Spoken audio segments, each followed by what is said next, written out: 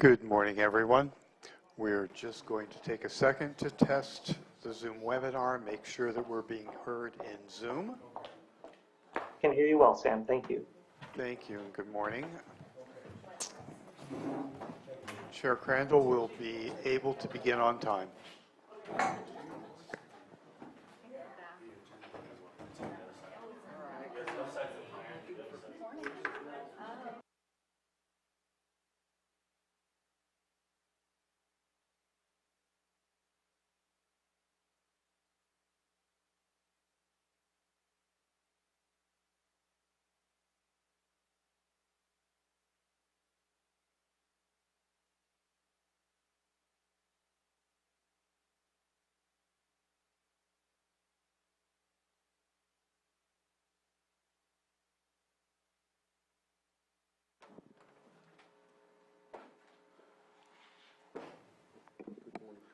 There we go. Good morning, everyone, and welcome to the Board of Supervisors meeting for August 16th, 2022. As customary, we will start with a moment of silence. And does anybody have a moment of silence they would like to offer? No.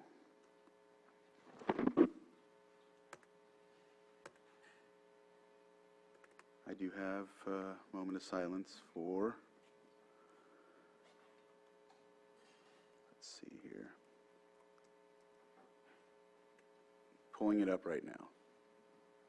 Thank you for bearing with me.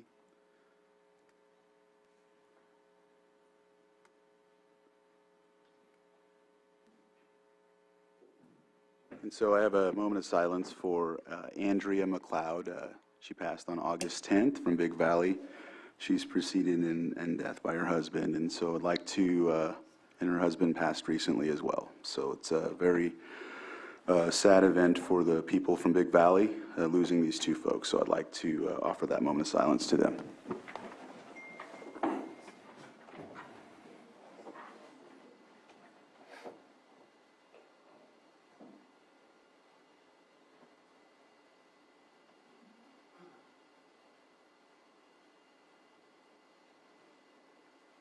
Mr. Lyons, would you lead us in the pledge? I pledge allegiance to the flag of the United States of America and to the republic for which it stands, one nation, under God, indivisible, with liberty and justice for all. All right. Thank you for that. So, first order we have is consideration of extra items not appearing on the posted agenda, and it looks like we have one. And I'll read it off. Consideration of extra item for closed session, and B, consideration of appointment of interim community development department director. And so CAO Parker, would you like to? Yes, good morning, board. I present this extra item for your board's consideration. This item came to my attention subsequent to the posting of the current agenda, and there is a need to take action before the next agenda. As you are aware, at the end of business day, Friday, August 12th, the Community Development Director, Mary Darby, announced her immediate departure prior to her previous resignation date of November 4th. So if this board could consider, take into consideration the appointment of the Interim Community Development Director in closed session today. All right. And so, are there any other questions or? No. And I will open it up for the public. Anybody from the public would like to speak on this item? Bring it back to the board for action. And this is to consider the extra item during closed session, of course. Mr. Chair, I move to approve this as an extra item as it came up after the posting of the agenda and needs to be dealt with prior to the next agenda. Second. So I have a motion and a second. All in favor? Aye. Aye. Opposed? And motion carries. With that, we will move on to our consent agenda, and the consent agenda is usually items that are considered non-controversial, and we usually pass them with one motion. However, if you do have an issue with something on the consent agenda, we can pull it and discuss it at a later time. And so it looks like we do have one here, 5.7, pulled to a later date. Yes, sir. Okay, and then, is there any other from the Board of Supervisors? Bruno? No. Sure? Teasing. All right, so I'll open it up for the public. Is there anyone from the public that would like to pull an item from the consent agenda? And so I will bring it back to the board for action. Mr. Chair, I move to approve the consent agenda, items number 5.1 through 5.6, and then 5.8 through 5.10. Second. So it looks like I have a motion and a second. All in favor? Aye. Opposed? And motion carries. So let's see here. We are at our 9:05, and it's our Lake County Animal Care and Control Pet of the Week. And I wonder what we have in store today. I got to bring a cute one today. My name is Haley Del Fiorentino. I'm an officer with Lake County Animal Care and Control. With me this morning is Trike. We call him Trike because obviously he's missing a leg. Trike came to us just under a month ago from North Shore. He was had no feeling in his front right paw, and it turns out that it was a previous tendon injury. Our vet decided to go ahead and take the leg because it was just going to cause further problems in his life. He has already been neutered, he's already been microchipped and vaccinated for rabies. He's about 4 months old, and with an approved application, he can actually go home today. We're recommending that he be an indoor-only cat simply because he can't defend himself appropriately. If anybody is interested in Trike, he's very, very sweet, and he's number 57 in our adoption room. And they can either find us at 4949 Hellbush Drive, or they can give us a call for any questions, 707-263-0278. Awesome. Aw. Trike.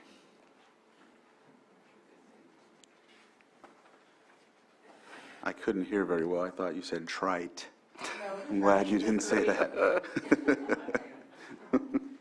We can appreciate a joke at Animal Control. Thank you very much. All right, and so it looks like we are at our 906 item, or 6.2, public input. And it looks like we have some public input here today, and I have Melinda Wright. If you would like to, is there an order of preference that you would like to go? Because we can do that. So I have Julia Carrera and Tim Chiara. And so if Tim, if you would like to go first, please state your name for the public, and we'll start your 3 minutes. My name is Tim Chiara, 3 minutes. This is the packet. There's only one because it's 32 pages long. I emailed it to everybody, and I'm going to read like blazes.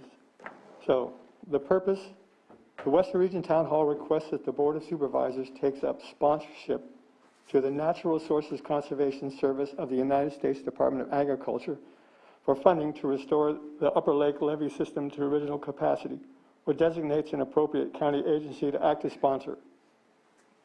Worth has in the recent past presented to the Board of Supervisors a letter detailing citizen concerns regarding the deteriorated state of the Upper Lake area levee system. In our exploration of remedies to that situation, we have been informed of a possible source of funding to implement the necessary actions to obtain the goals our community requires to maintain a stable social and economic equilibrium. Through the Watershed and Flood Prevention Operations Program administered by the NRCS, we believe the necessary funding can be obtained to reimburse the county for costs required to restore the Upper Lake levee system to its historic intended capacity. To that purpose, Worth asked the Board of Supervisors to deliver a letter of intent to Carlos Suarez, State Conservationist, Natural Resources Conservation Service, United States Department of Agriculture, 430 G Street, number 4164, Davis, California, 95616, formally requesting assistance from the NRCS through the Flood Control Act of 1944 and the Watershed Protection and Flood Prevention Act of 1954. This would be the required first step to involve NRCS in the development of the project to restore the Upper Lake levee system. Included in this letter is a history of the levee system compiled by local investigator John Labateau. Also materials from NRCS pertaining to the WFPO outlining what would be their involvement in terms of technical planning and financial assistance. Thank you. Thank you, Tim. And this is the packet. Okay. We'll get copies. You sent that to us as well, right? We have emailed to everybody. Thank you. But it might be in your spam. You can keep it on, we can keep it on the public input documents, so that way it's... And Tim, you don't go to my spam. I get every single one of your emails. Oh, thank you very much. I appreciate that. It's good to know. And so, out of Julia or Melinda, whoever would like to go next.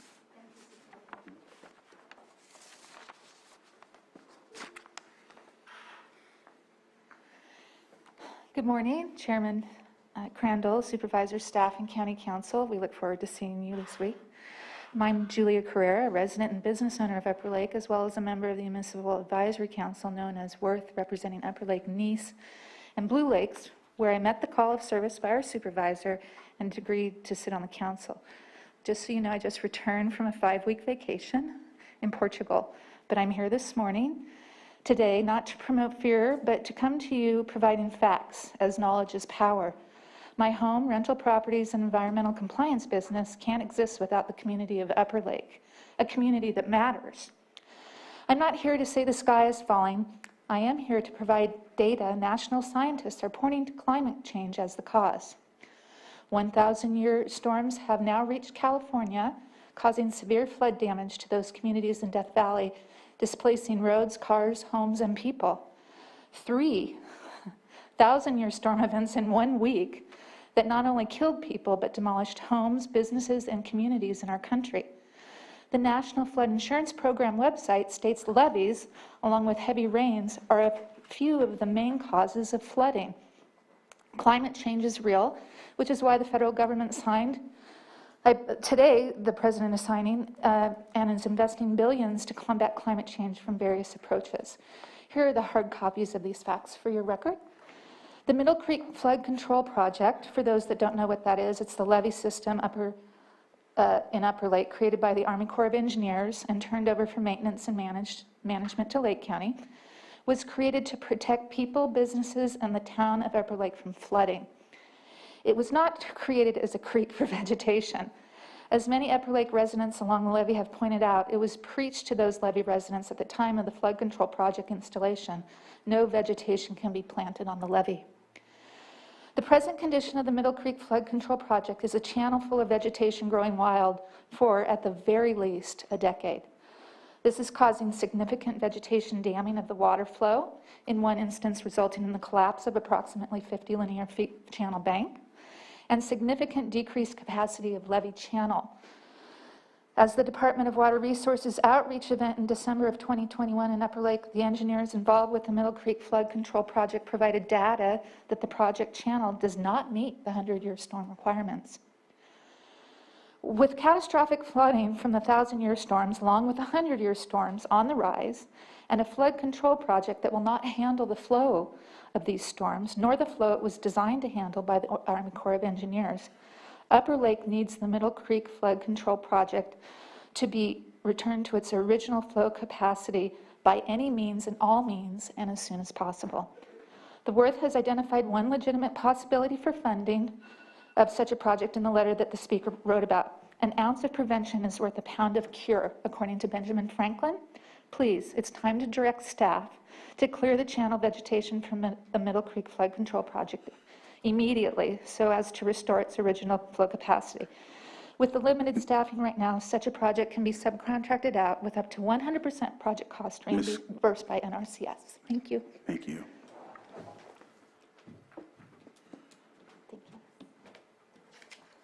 All right. And so we have Melinda Wright. Good morning. Good morning. So we were flooded in '05 and '06, and the levee was not as overgrown as it is now. We don't want to be flooded again. FEMA had to come in and help us, and it was really, a bad situation that we don't want to ever experience again. So your help is requested to get the levee back to its original state, so we don't have to flood again. I've actually been flooded twice, but the first time was in '05 and '06. And it's not fun. I don't want to go through that again. So we appreciate your help. Thank you. Thank you, Melinda. Is there any other public comment? I'll look online.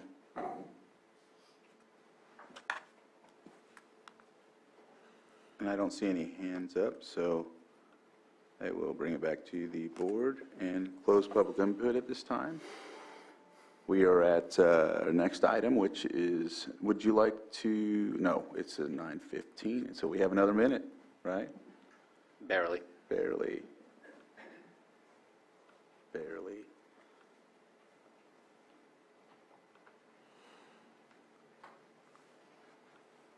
This doesn't usually happen. We're usually really further past.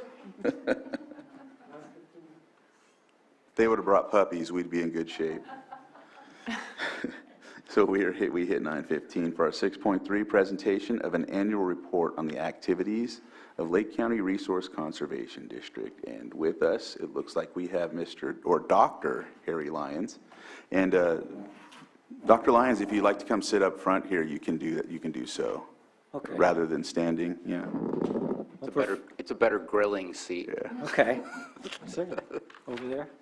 Yes, either side that you prefer.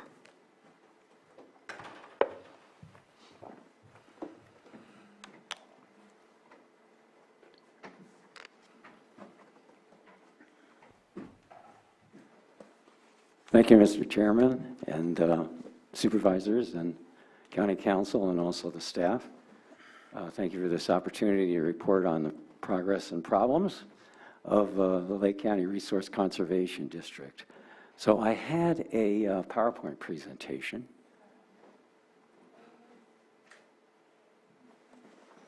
All right, there it is. There it is.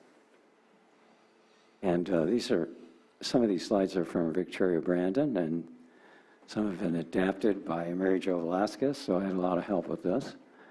And I want to start by defining what an RCD is. Every year you need to be reviewed on this, at least I do. And these are special districts of the state of California with primary authority for local conservation measures. This isn't preservation, this is conservation. It's the use of working lands in perpetuity, some sort of sustainable efforts. We encourage sustainable efforts to use the use of our natural resources. We started out as the soil conservation districts in the Dust Bowl in 1937, and we are the local arms of the Federal Soil Conservation Service, which now is called the Natural Resource Conservation Service. And I was delighted to hear in public comment the mention of that agency. They're our fellow federal partner, and here the NRCS is represented by our district conservationist. Her name is Corinne Woodard, and she's a great help to the RCD.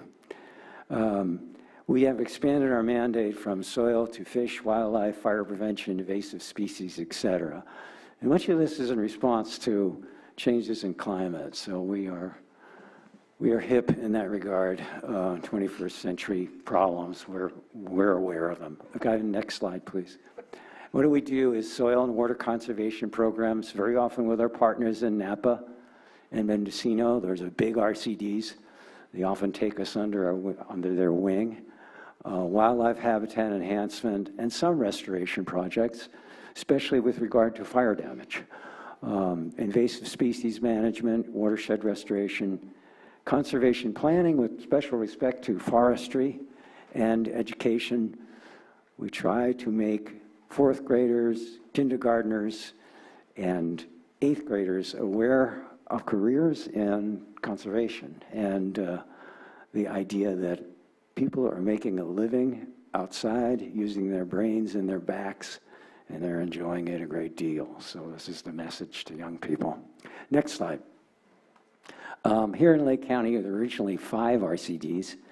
They were consolidated at East Lake and West Lake in 1950s, and then consolidated again as one Lake County RCD on July 1st, 2016. That's when I came on board and soon became the president. So I'm Harry Lyons. I'm a retired college instructor, and I'm the president. Victoria Brandon. These directors, this list is from June of 2022.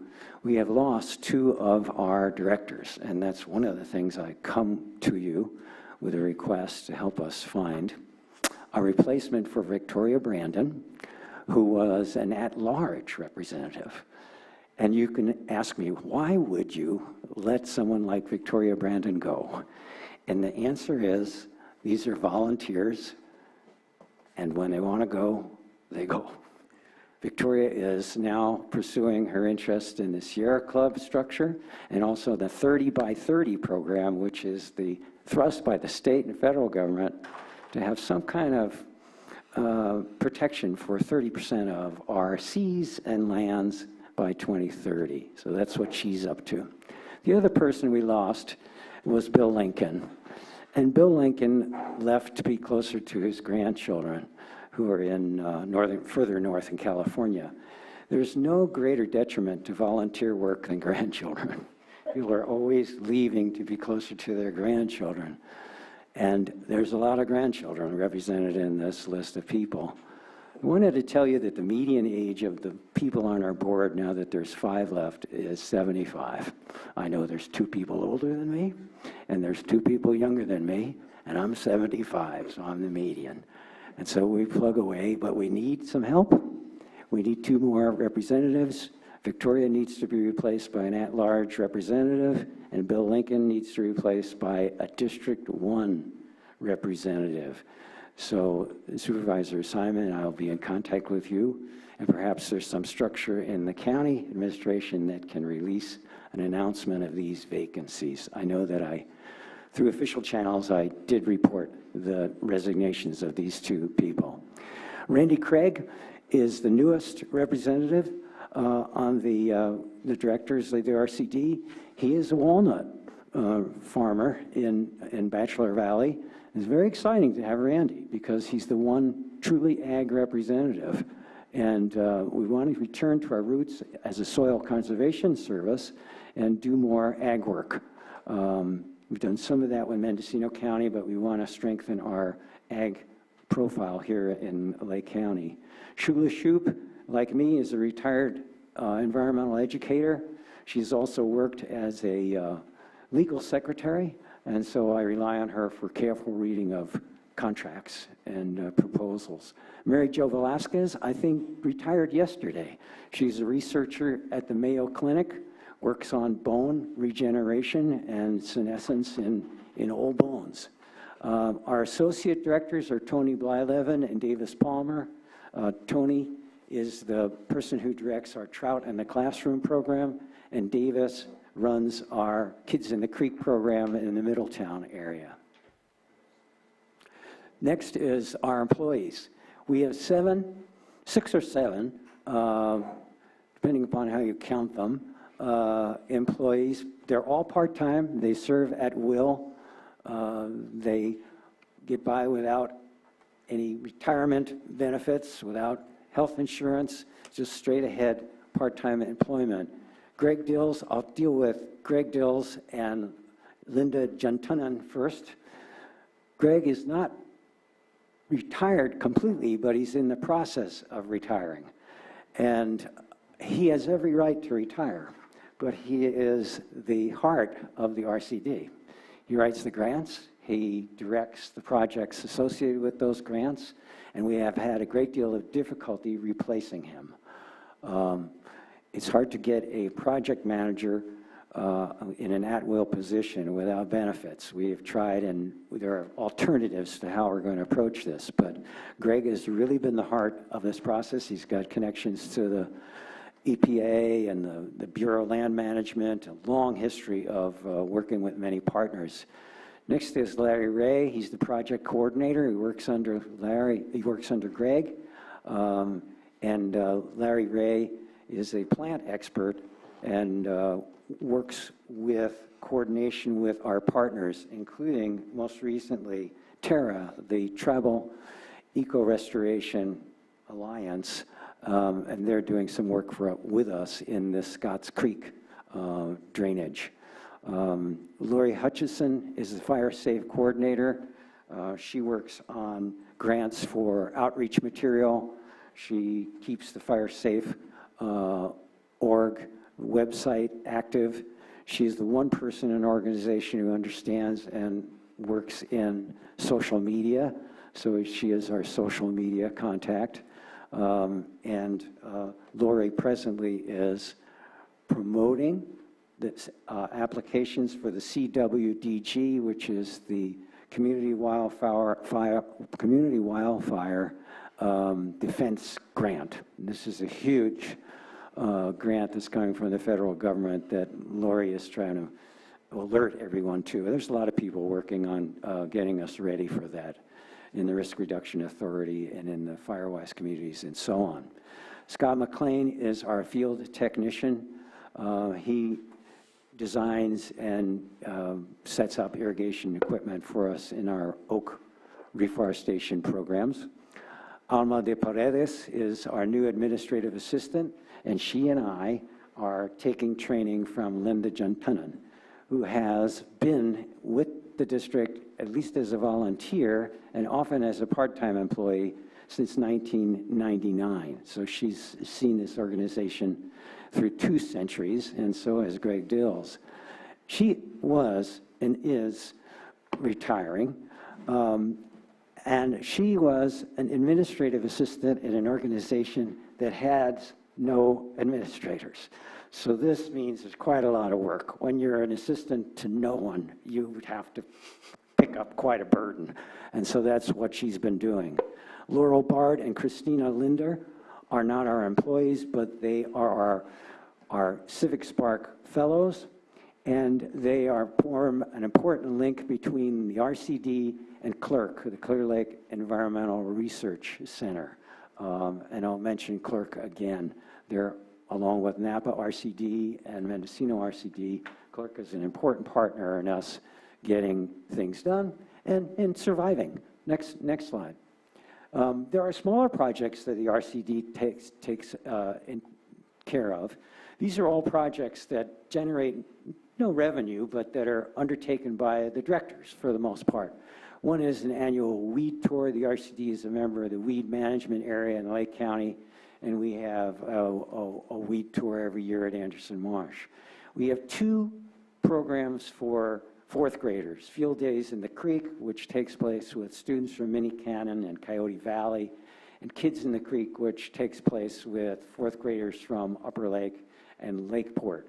And again, as I said before, this is a presentation, a series of presentations to these children by conservation specialists, geologists, park rangers, federal foresters, botanists, entomologists, and so this is an exposure of these kids to what careers are possible in the field of conservation. We also reach out to college students through the Frank Meisenbach Scholarship. These are $500 scholarships available to students who are undertaking any work in conservation and natural resources, including fire science and anything related to fire science. You don't have to go to college. If there's a training program that involves doing something outside to help the resource world, then the Frank Meisenbach Scholarship is available to you. Next comes the Trout in the Classroom, and that is a program, as I said, run by Tony Blyleven, and Tony manages to have 8 classrooms with trout eggs raised to fingerlings, and so there's about eight teachers and 8 classes. K through 8 is the age group on this, and the trout the eggs are brought into aquaria in early March, and then they're released into Blue Lakes and to Puda Creek in May. So I have next slide, please. These are the larger projects. I wanted to hit the acreage involved and the money. We're going to soon turn to concerns about money. This Caltrans oak mitigation at Trailside Park involves 7 acres. There's a possibility that it will be expanded, but it is 7 acres over several years, $600,000 from Caltrans for mitigation. Valley oaks and blue oaks, all through the Trailside Park that was burned devastatingly in the Valley Fire. This year, I expect revenue to the tune of about $65,000 from the Trailside Park project. Next is a new project. We just signed the contract with Caltrans for oak mitigation at the Westlake Road, Highway 29 near Upper Lake. And this is less than an acre, but it involves some extensive culvert rehabilitation, not only planting of trees, but shrubs and also native grasses. And that is a $113,000 project over several years, and expect a revenue of $20,000 from that this year. Next are two forestry programs. This is the work of Tom Bendor, our forester, who works for the RCD, and it's from the California Association of Resource Conservation Districts in coordination with the Natural Resource Conservation Service. And the other program is from the National Association of Conservation Districts, and this comes through NAPA. So the money is passed from the NRCS through NAPA RCD and then comes to us. This strengthens the bond between NAPA RCD and Lake County RCD, and involved in this second one also is clerk. So they are in some ways finding locations for Tom Bendor to do healthy forestry planning that involves mostly fire recovery. So the vast majority of the 900 acres that Tom deals with each year, and he's done this for three years, deal with fire recovery. Not all of it, but most of it is fire recovery. It involves downing the trees, scattering the debris, and possible replanting. So that is the forestry program. Over the years, over the last 3 years, has been an input of $150,000 from these organizations. This year, I expect that we will gain about $50,000 in revenue. Then there is the CDFA goat shrew eradication program. I'll show you a picture of goat shrew in a moment. It's an invasive, non-native. Sounds like someone from New York like me, but it's a problem. It's poisonous to livestock, and it overtakes natural vegetation. CDFA grant is in the past for about $60,000. We expect about $22,000 more revenue this year from that. Lake County Fire Safe Council coordination grant is with Lake County of Lake, but the money comes from Title III, the Secure Rural Schools Act. It's federal money that's passed through, and we're grateful for every penny. We do not spend every penny. We spend about 2/3 of what the county makes available to us every year. Every year, there's $27,500 available, and we spend generally a little over $20,000 of that. This is often the case with small special districts, especially RCDs. We get money, we have difficulty using it all, and there's nothing more frustrating and debilitating than not using the money that's available. Next page, please. I wanted to show you some pictures. These are some baby trout being reared in an aquarium in Coyote Valley, and so they are raised from eggs to fingerlings and then released. Next slide. This is the release site. One of the release sites is Blue Lakes, and there are those kids releasing the trout. Next one. This is goat shrew. Its other name is Professor Weed, which is kind of stinging. That's its name.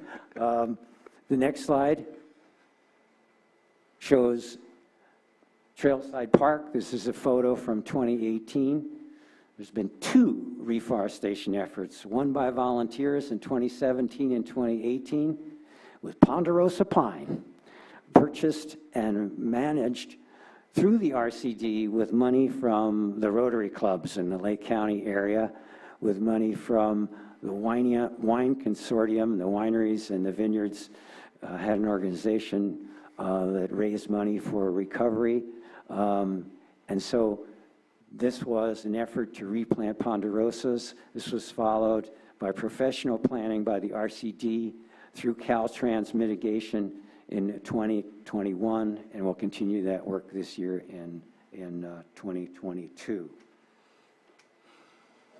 Then I have a future project, which we've just submitted the grant to the Department of Fish and Wildlife in coordination with California Association of Resource Conservation Districts and with property from the Lake County Land Trust. So the RCD can work on federal lands, they can work on state lands, they can work on local public lands, and we can work on private lands. So these lands are owned by a nonprofit, the Lake County Land Trust, and what's involved is this is a 200 piece of property that the Land Trust has acquired in the last 2 years, and 50 acres of this, the RCD, in cooperation with these other organizations, wants to establish hydraulic connectivity with the lake. And what that means is a small little model of what we're trying to do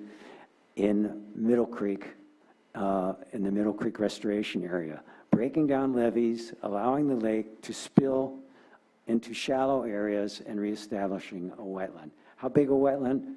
About 50 acres, and about 17 acres of that expensive planting of Schenoplectus. And Schenoplectus is tules, the hardstem bulrush. And so it's always a pleasure to mention tules in Lake County. These are pelicans off the shore there on the right property. Pelicans are huge birds. They, in my opinion, are the heaviest birds in Lake County. And they are 2,000 times the weight of the tiniest bird in Lake County, which is Anna's hummingbird. And I mention that because I've always been amazed at how they can stay aloft. And the last part of this has to do with how does the RCD stay aloft. So if I can have the next slide. This is the story of the money. And what you see is in the last fiscal years, which in years, by the way, where I was presiding over the organization, we've had a reduction in revenue. Why? Well, Greg was making an effort to retire.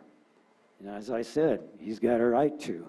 So there were fewer grants, and we couldn't seem to hire anybody to help us with grant writing, project management. So the revenue dropped, the net income dropped to the point where we had net losses, and then our total worth, our fund balance, which is, in my mind, essentially what we're worth, has dropped from 118,000 to 84,000. You are aware of this problem in small districts and small counties. We have the same fixed cost as large organizations. So our RCD, which is shrimpy, is paying about the same for insurance than any other district would pay, $6,000 perhaps. We pay for an audit, $5,500 every year. What comes from that audit, as you know, is the assurance that we are following proper bookkeeping practices. We're losing money, but we're doing it properly. And the other thing is the bookkeeper. It's about $7,000 for a bookkeeper, and the administrative assistant will make about $15,000. So these are things that are not directly tied to grants. This year, I expect revenue into the district of $205,000, about $250,000. And we only get for overhead about 10 to 15% of that. And so we're cutting back, we're trying to save as much money as possible. Our actions are to hire or contract for a project manager, and that $200,000 figure has some $40,000 set aside for a part-time project manager. My problem is that it's not a part-time job. So we need someone full-time to bring this organization around. What we can do, and what is a viable option, is for us to contract with an organization for grant writing, project management duties. This would be with Napa County or with Mendocino County, or probably most importantly and clearly most efficiently with Clerk. They know the area. They have 5 full-time employees who are capable of doing the tasks that we require to do. The problem with that is that we can't run a profit if we send our basic jobs, our basic duties to a contractor, but it's something we need to do in the interim. We can continue and expand our partnerships. The Napa County RCD is very happy to work with us. So is Sonoma and the RCDs in the Valley. They're always looking for regional reach out. It makes their grant applications more attractive and their bottom line sounder. We can also consolidate or dissolve. I think that the County of Lake deserves a resource conservation district. There are things that RCDs can do that other organizations cannot. Consolidation is tricky. Although Napa and Mendocino are happy to partner with us, actually marrying us is quite a different thing. So the other option, the worst case scenario, is the dissolution of the district. If you look at that last column, the fund balance column, maybe we'll eat up $20,000 in our net worth. We have about 5 years to get it together. And there may be ways that the county can help us. There are ways we can discuss that. We have some time and we have some talent, but as I said, we need someone full time. There's a lot of money coming down through the infrastructure bill, and we have experts to help us. It's just a matter of keeping our ears and eyes open and accepting help when it's offered to us. I want to thank all the staff at the county who have kept me out of trouble, particularly Marcy Harrison at the Auditor Controllers, and Kathy Sutherland and Danielle Dizon and people like that. I want to thank Matthew Rothstein for his patience and encouragement in our volunteer work on the CWPP. I want you to know that in the outreach process, I'm available to explain how the current CWPP was constructed. We kept very careful track of the Fire Adapted Communities Guidelines. We're aware of what function that document is supposed to fulfill, and we want to follow through and help Matthew or the new climate change person make progress on the adoption of that document and many other documents that are required. So thank you all, and thank you again for your patience and your attention. Thank you, Dr. Lyons, for that report. And I see we have a question by Vice Chair Pyska. Thank you, Dr. Lyons, and thank you so much for your work. Your board does an incredible amount for our county. We can't lose our RCD. And even as we're looking at the funding that's coming down for forest health and fire prevention through CAL FIRE from the state, that funding is intended to go through RCDs and fire safe councils. And we don't have, we struggle in both those areas in our county. So it's really important that we figure out how to make this work. And we'll all start looking for replacements for those board members and hopefully try to figure out how we can energize your board with some younger directors. And so how long have you been doing your recruitment for this person that you're looking to hire? Since January. Since January? Yeah. And have you gotten very many leads? We had one person that was interested, and when they saw the extent of the work and that it was a part-time job, they were the ones that really alerted us to the fact that we need. It needs to be full-time. We have requested from clerk a scope of work as to what they would be able to do for us in the interim. And I have I have mentioned further cooperation with the Napa folks, but they haven't gotten back to me. So, so that's what's happening there. Yeah. And the Napa and Mendocino RCDs are very strong, and Yes. their support is necessary too to help us get through Yeah, this. and they have a history of helping us with our ag endeavors. So, so we're looking to reach out to them. Go ahead, Supervisor Spati. So one of the things that I'll look into, I'm not sure if it'll fit because you are a special district. You're not a Lake County agency under the County of Lake itself. But I know that CSAC, with President Valenzuela from Siskiyou County, who's now the lead at CSAC, is really trying to help out rural communities. And CSAC's project currently, and I haven't heard that it's been accomplished, I know the RFPs went out, was to coordinate grant writers for rural counties so that we can utilize that free service through CSAC. Maybe there's a way for creating a relationship where you can have that access. So let me have that conversation with CSAC. That's one of the things that I'm thinking of taking out from this presentation and working on to see how it is that we can connect the dots. Thank you. Because that helps us, but we still need you, and I agree with Vice Chair Pyska. We need our CD to remain solid and providing the services that you have been providing, and if we can even enhance that, that would be even better. Supervisor Simon? Yeah.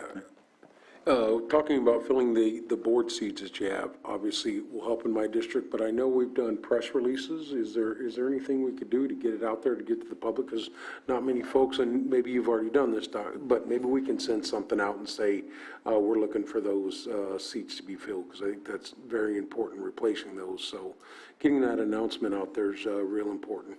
Thank you. Thank you.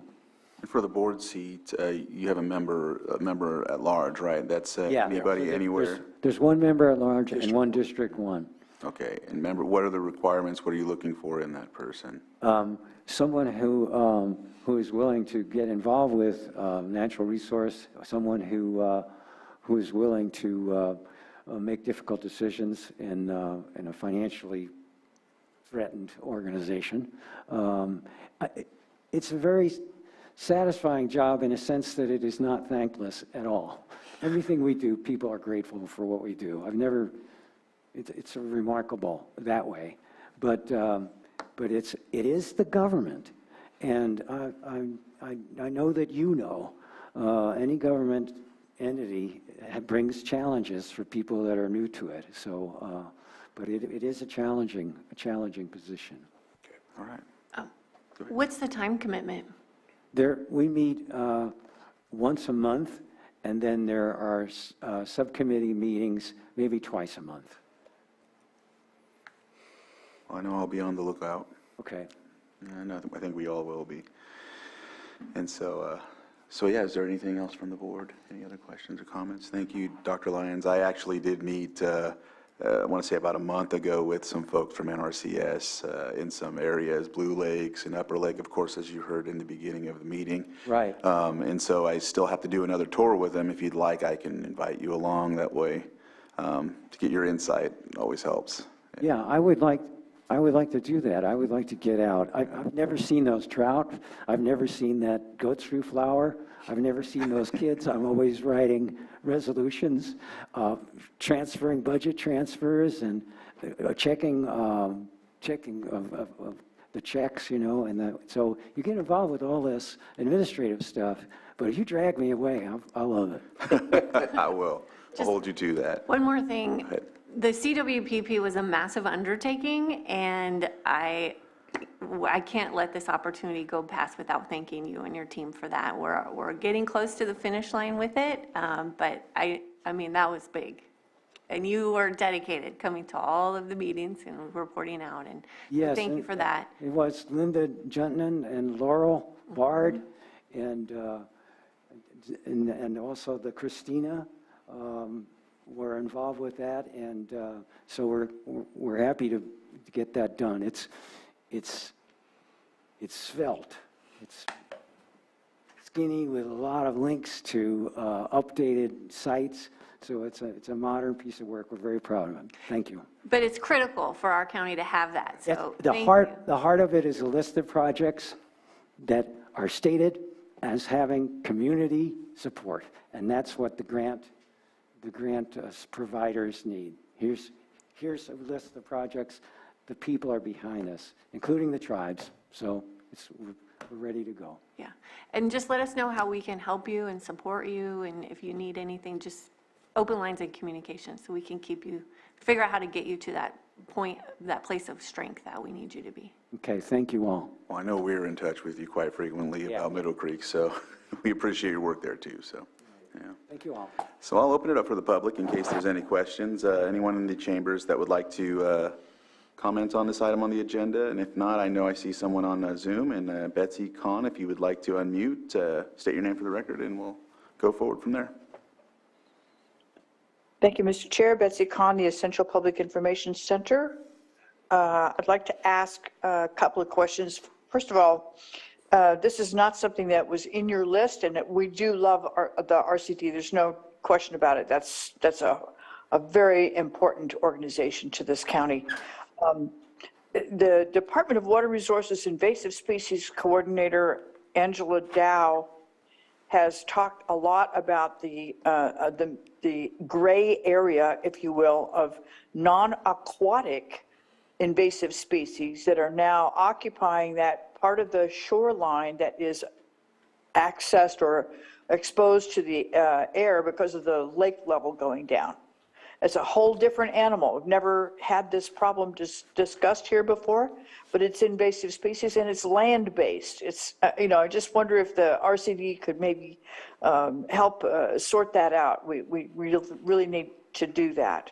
The other thing is that back in 2010, Greg Dills was the coordinator for the Clear Lake Integrated Watershed Management Plan as a contractor for the Department of Water Resources to the RCD.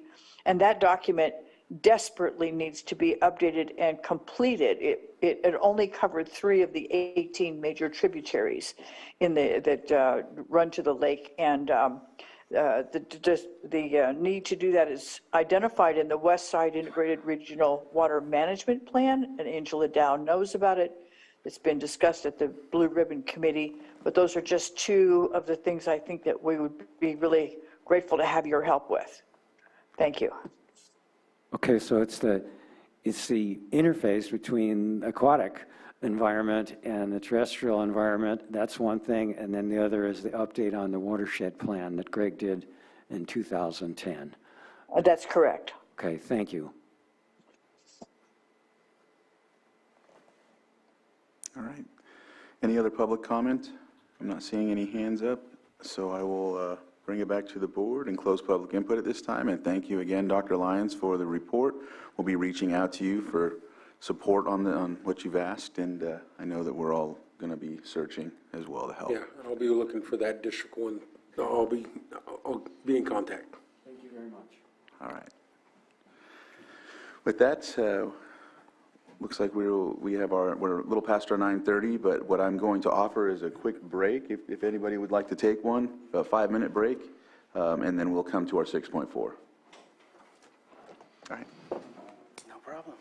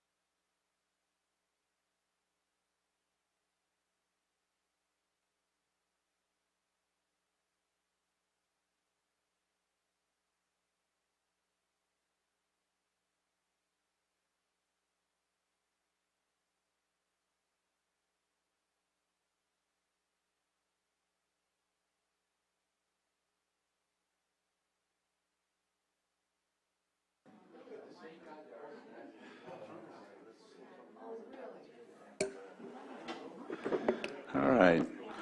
Welcome back, everyone, from our break. And we will be moving on to our next item on the agenda, which is our 6.4, continued from July 12, 2022, hearing on notice of nuisance in order to abate for 5145 West Highway 20, Upper Lake, APN 003-023-12. And we have Deputy Director Turner here, along with Code Enforcement Manager Beltramo as well. And so the floor is yours. And I think, do we need to swear people in, Ms. Grant, on this one, or? Since it's a continued hearing, I would suggest so. All right. And so with that, if you were here on behalf of this item, if you can swear in along with Ms. DeLong? Yeah. Yes. Sorry.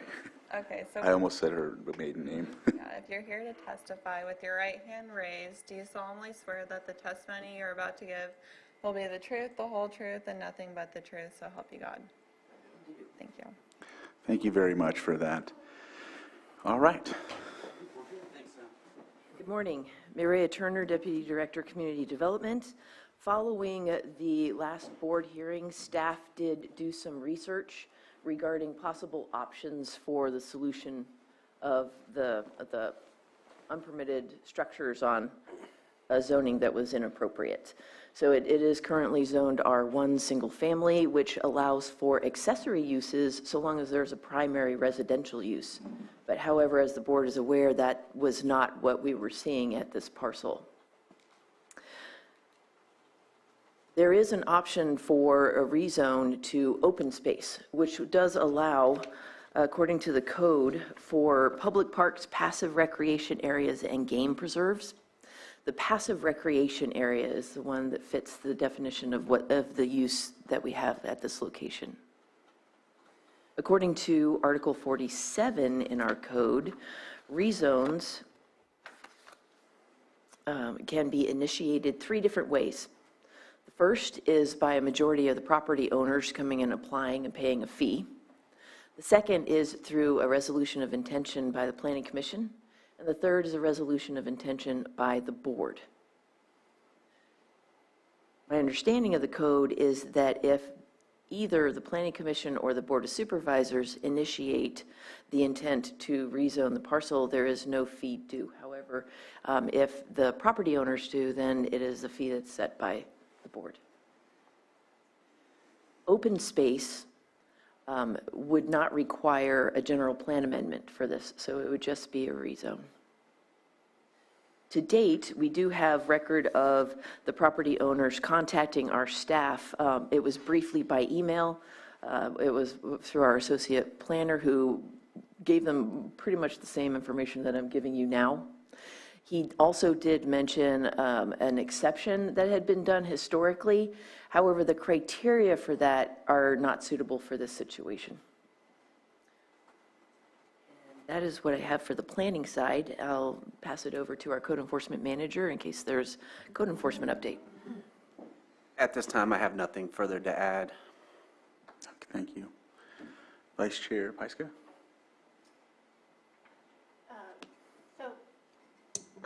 At the last hearing, we continued it so that the property owners could proceed with the zone change. And have they submitted anything for that?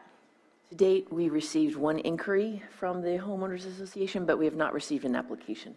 Okay, so they're still in violation. And that was the agreement that we had, was that they would submit for a zone change, and that hasn't happened. Correct. Okay. Supervisor Sabatier? I appreciate the question, Vice Chair, just because it was something that was in my mind as well, is there was kind of an intent of what needed to be done when we last left, and I'd love to see that movement happen. I just want to, in the details, there's 2 of them. One of them, I believe, was possibly not correctly done, but approved, the first one, and we're dealing with the second one right now, or are we dealing with both at the same time? Because wasn't there some sort of approval process where code enforcement said that this is okay for the first one? So initially, there was one structure erected or situated on the property. Code enforcement did go out, we assessed the situation, and a determination was made by the individual in charge of the code enforcement division at that time, or the person with decision-making capabilities, to not move forward and with any abatements or any enforcement actions. Okay, and so the second one, what triggered again the beginning of the conversation? Was it a complaint? Was it the homeowners association coming and saying this is what we want to do? So we received on the second situation, the most recent situation, we received a complaint that there was plans to erect or construct a second pergola, and that initiated this situation that we're in here today, or dealing with here today. Well, in my opinion, we're dealing with the last one that we were asked to look at. We've already seemed to have given direction to the homeowners association, because we can go back on many potential directives that we've given to our community that may or may not have been 100% exactly what's needed. And I think that we can't just change that. But for the second one, definitely, so that's specific to that. I think that setting a precedence where either the Planning Commission or the Board of Supervisors pays for or waives the fees for rezoning when it's based on a complaint, I'm struggling to deal with. I think that would be a bad setup for future issues. And so I'm not exactly sure what needs to happen here, whether it's you have 7 days to submit an application or else fines will start to accumulate, something along those lines, but there needs to be movement, and the fact that there's no movement is somewhat frustrating when the options that you're offering that is available were the same option that were offered more without the process of reviewing to ensure that was the correct process, but it's the exact same process that was offered the last time that we were here at the meeting, that it could be rezoned to an open space. So I don't know how the other board members feel, but that's the way that I might be looking at it, is a very short time frame, get an application, or else fines start accumulating. Well, I disagree. I think that's for both structures. They're both out of compliance. The first one, you know, there was some miscommunication along the way with previous staff, but at the last hearing we had, both of them are, it's the same issue. And so I think it has to relate to both of them. And my reasoning is, if we approved of a house on a property and they're building another house and we see that there was a problem with the first house and that we probably shouldn't have permitted it, that I don't know that we can go back on an approval. If a house was built without a permit, it has to come down. Not without a permit, but it wasn't built correctly or something because our inspector didn't catch something. I struggle with giving directive and then years later going back and changing those directives, because we could do that for every property out there. And so I think we have a complaint, we're dealing with the new complaint. I don't know about the two, but again, I'm open for the discussion on how the other board members feel. I think we have to be consistent, and you can't have one violation just slide while the other one isn't under review. So I think it would apply to both. And I'm really disappointed that the applicants didn't do anything to move this forward. So, you know, I think the window's closed. I understand your position. I actually went out last week, Wednesday, I think it was, and viewed the pergolas that were built. I know in the last hearing, there was, I think in the first one, initially, there was like a pin for a removable type of thing. I think that was the statement that they went by when... That was my understanding of what would occurred. From what I recall, from what we saw out there, it looks like it was actually drilled into the structure. And so I just know that when I went out there, I seen that they were willing to like adjust, put wheels on, things of that nature. I understand that this would be a precedent in some instances. I know that they would like to work. I think that was the thing, was they wanted to try and see if there's some things they can do, or they heard of the special option that was explained to them. I know that that's setting a precedent as well. I just know that that's one of the statements they made to me. But another thing to add is that what was frustrating is for me to see was the person that complained had built something on the side that's very stationary as well. And, so I know it's not here nor there. I just mentioned that because, like, here's a person complaining about them, however, has done the same thing. And so I get, I feel like at the time the initial pergola was given like some sort of advice to do so, but at the same time, I understand the position that you're making. I'm willing to do what I can to support them, but I understand that we have to stay consistent. And but when I see them, I really don't see an issue. Like, I really see that I know why they have them. You can't put up anything that is like a pop-up because it'll fly away because the wind is pretty prevalent there. So that's just what I would like to add. And so I don't know if there's anything. Yeah. Typically, even if the pergola did not require a building permit, it would have still required a zoning clearance. And that's the point at which planning would have said, we can't authorize this use because it's inappropriately zoned. All right. And with the first one that was given? The first one, I found no evidence of a zoning clearance being performed. Okay. All right. Supervisor Simon? When you talk about the zoning clearance, but I know the first one was approved, so are you saying we just didn't do the due diligence to look through that whole thing? That's the question I have when you say you didn't have any. My understanding is that the approval was a verbal approval that was given in the field rather than going through the permitting process. Okay. All right. And that does, so I do have one question, Anita. I don't think we've gone through this. So the word has been used, setting precedent on these things. If the board was to move forward with doing a resolution to move this to open space, to have it rezoned, would that be setting precedent, or would that be like a case-by-case basis that could happen? Because when I asked, I know I was one of the ones to say, hey, if we could figure out a solution to help this out, because I'm in agreement with the information that was brought that, all right, we kind of did the first approval, maybe not all the way, but yes, you could do it. And then a second one was put up, and how we could find a solution to make it work, because I'm along with Supervisor Crandall that, it's not obstructing the view. It is in the wrong spot, what I understand. But if this would be an opportunity for this board to make a decision on this issue and not setting precedent on something. It's always difficult to determine whether something's going to have a sufficiently wide application where a precedent can be set. However, I can say that normally in the course of appeals, your board may very easily offer recommendations or potential solutions that would address the situation and or resolve it, but you normally do not take action to effectuate that solution.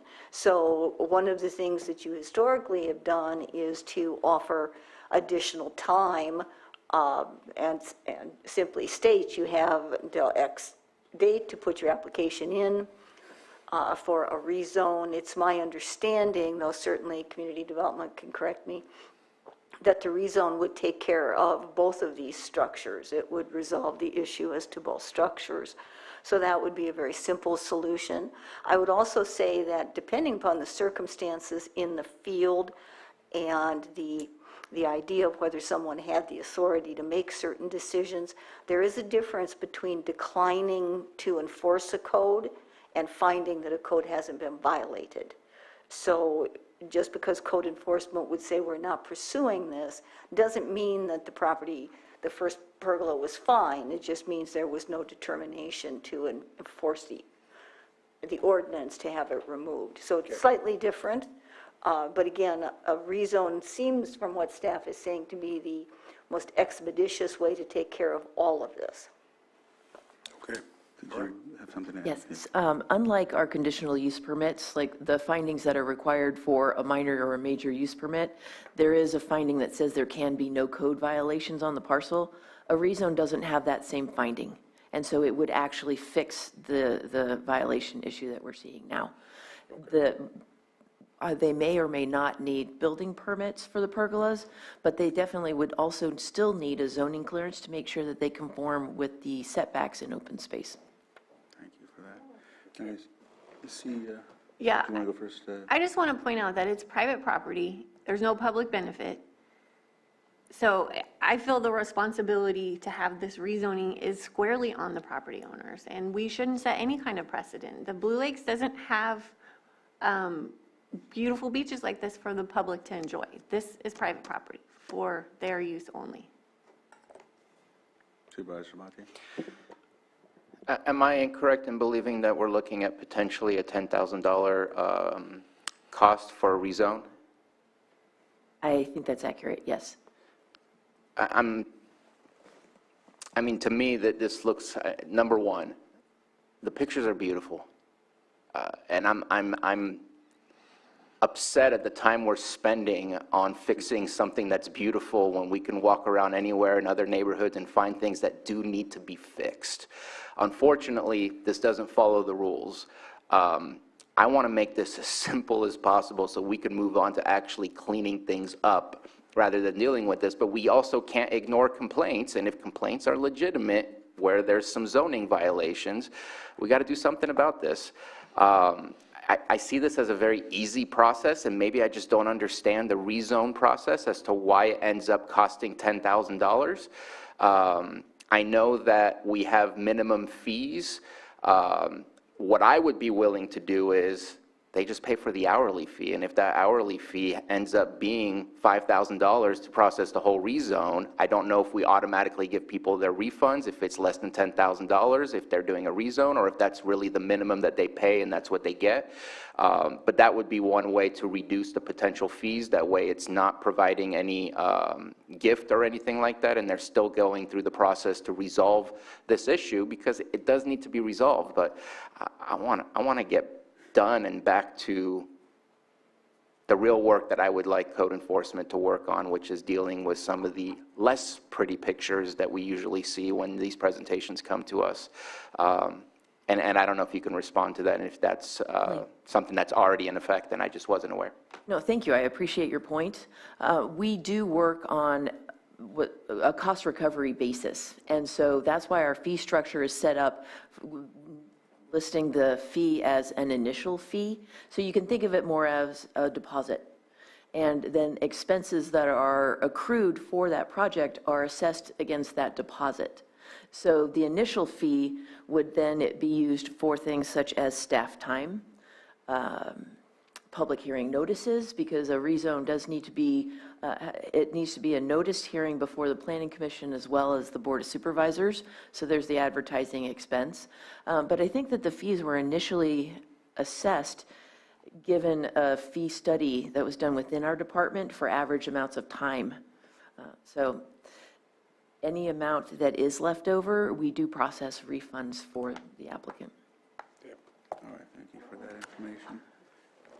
I think we have to stay objective, and you saying that this is beautiful is completely subjective. And I've had a lot of zoning discussions with my constituents, and we have to follow the law here. All right. I'm going to open it up for anyone that's from the community that would like to come up and speak.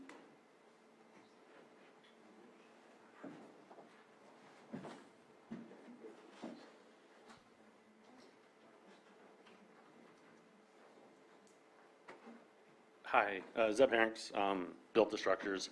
A lot of information there, trying to figure out where to start from. I completely agree that it is frustrating that it appears that we didn't do anything moving forward. We have contacted Planning Division, talked to Eric Porter, I believe his name is, who had no idea what I was talking about. Got an email from Marcus that said, Lake County Planning Division has received the matter and is prepared to provide their service. I called him and he had no idea what I was talking about. Also got emails from Marcus saying that the first pergola is permitted and the second one is also okay. I think everybody got a copy of that email. I said, hey, we're going to build the second one exactly like the first one. Is that okay? And he said, yep, go ahead, no permit. So we are working with our county to move forward on this. Last meeting, it was our understanding that we needed to meet with the planning department to have options of moving forward, not necessarily filling out the application to start that process, but come back with options. So what we did is we talked with Eric, got options, kind of have a list, easy ones, remove the footings. I put them there because I was told make it secure, so remove the footings, make them movable. The building department didn't like that they were attached in the ground. Easy fix. Attaching wheels to aid in the moving of them so they are portable. I didn't know that there was a third option in the zoning as far as you guys waiving the fees potentially, which would be great because we are a retirement community, young family, so we don't have a lot of money to put towards these projects. We do have a fee to use our beach, which is 56 homes, so a couple hundred people overall, but it's a minimal just to pay our taxes essentially. Sorry, I'm just kind of going over my notes here. Yeah, it's kind of where I'm at with that. It is kind of frustrating because it has been going on for so long. There's a lot of stuff in our community that needs attention, and these are just a couple pergolas. But I do understand that, the code is the code. But if you look around Lake County on all the lakes, there's violations everywhere. So it's, I don't want it to be a trickle effect on everybody else's property, but kind of just look at it for what it is and figure out an easy solution. So that's all I got. Did you want? I just would like to say my part in response to that. There was no authorization ever given to build the second structure or that the second structure would not be permits. I did not have that conversation or send an email to that effect. I think there is an email from a prior situation where a decision was made where we said, no permits were necessary and move forward. But again, that was a decision that was made when I was a rank and file employee, but no authorization was given to build the second one. Matter of fact, we tried to reach out to who we believe the person responsible for the HOA was at the time, of Barbara Coker, and we went to her house when we saw the materials there to contact her to let her know that they should not erect or construct that second pergola. And a lot of the emails referenced were before the last hearing, and so I want to know what's happened in between the last hearing and today. Can I? Yes. Yours first. I reached out to Marcus after our follow-up meeting, sent me an email letting me know that the planning department had received us or had information on the findings of the meeting. I reached out to them a couple times, phone calls, finally got a call back from Eric Porter. And that's where he gave me an email, and I got some of the planning department information as well. So then we Nick came up with a list of kind of what our options are, or plans or suggestions, which we took as what you guys wanted us to come back with, which is why we're here today helping with that information. As far as Marcus, the email thread, he didn't say verbatim, yes, you can build it, but I did let him know, like, hey, we're doing some small improvements. There's an issue with the zoning before. Is it okay if we continue with our small improvements? And he asked what those small improvements were. And I said, and then we plan on building a second pergola exactly like the first one. Is that okay? And he said, from the information provided. But those were before, right? Those were before the second one was up, yes. But it was referring. But it was and I didn't go back and look at the video, but I thought when we had our last hearing, we said, you have this much time to file for a rezone. I actually called in and tried to get the minutes because I wanted to make sure that we were doing what you guys asked us to do, and the minutes had no information. So I asked, where can I find the minutes to make sure that we're following your guys' directions, and I couldn't find that. So what we remember where you guys wanted us to go to the planning department, come up with options, maybe rezoning, maybe taking the bases off the wheels, whatever those options were, and come back and present that so we can move forward. I don't remember hearing that you guys wanted us to complete the application and start the process. Okay, it says in our memo that there were two options: construct the dwelling or apply for a rezone. I couldn't find that.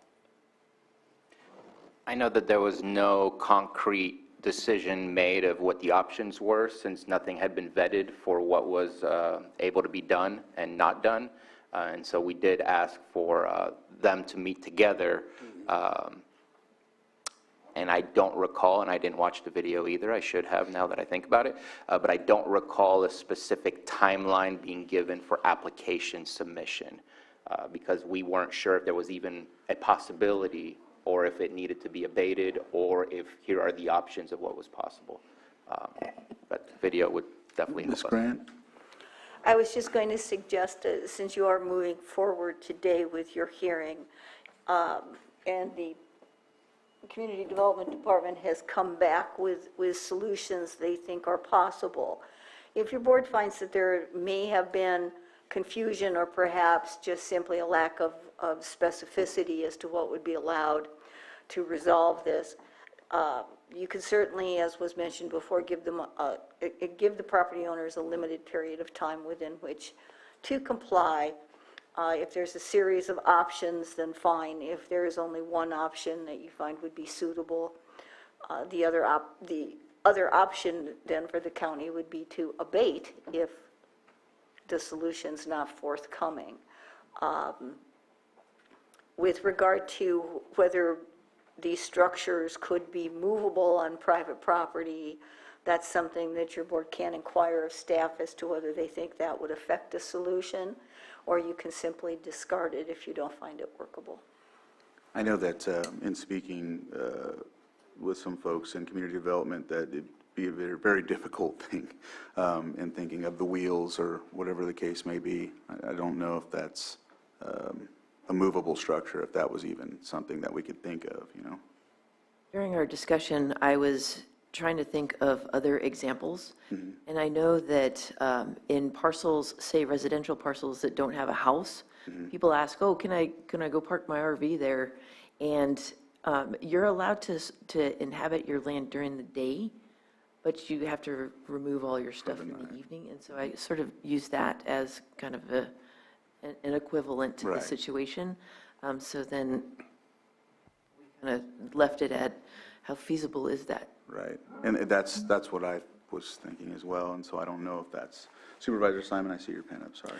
Yeah, I just want to talk, you know, I know I was the one who kind of pushed, you know, let's see if we can come up with some options. So I appreciate the work that was done. For my intent, you guys met, you brought solutions here, because I really didn't think we had a solution when we first had the hearing. I think we have a solution today, whether we all agree on it, someone's going to make a motion, and we're going to try and move forward. But I think in some of the discussion today, it's clarified for myself as we move forward today. So what I intended was to have solutions, because we didn't have it. We were going back and forth on what was approved by the county, what wasn't, as we move forward. You know, my personal opinion on how it looks, I'm not going to throw it out there, but you know, I think we have an option today. So I appreciate the work done by you and also by you guys to meet and confer to come up with these solutions. And I think we can come to an agreement by the end of the day with this board. So that's what my intention was for it, and I appreciate the work that was done. Whether or not everybody's happy, a decision, you know, I'm prepared to make a decision today or a motion. I did have one question for you, though, that we didn't hear last time, and I can ask that question right now, all right? The question I had for you is, you made a comment just a few minutes ago that 56 people pay to use this property? Correct. So you guys charge residents, and you said it's just to cover the taxes.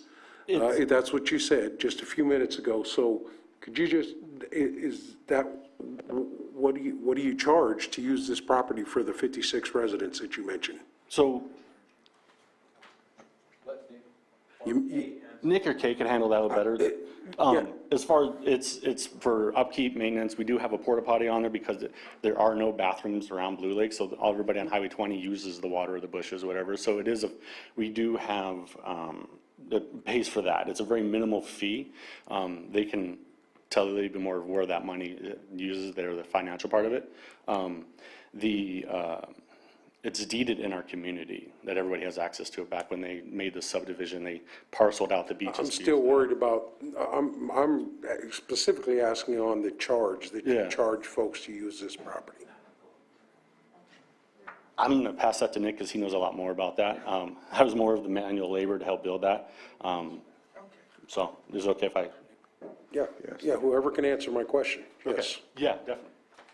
I'm David Eby. I'm a 1/15th owner of the beach. There are 56 lots, but 56 lots don't pay a fee.